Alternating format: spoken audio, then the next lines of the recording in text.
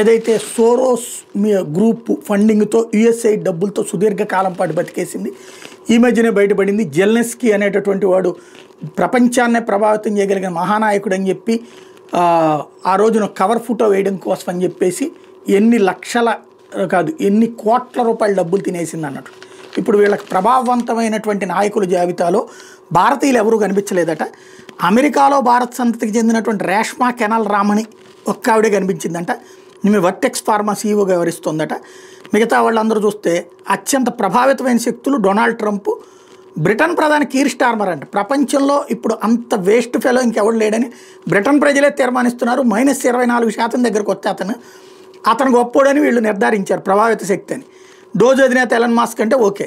బంగ్లాదేశ్ తాత్కాలిక ప్రభుత్వ సారథి మహమ్మద్ యూనస్ ప్రభావిత శక్తిగా ఉన్నాడట ప్రపంచవ్యాప్తంగా. అంటే వీళ్ళు ఎలాంటి స్థితిలో దిగజారిపోయి ఉంటారు అన్నది మనం గ్రహించవచ్చు అనమాట.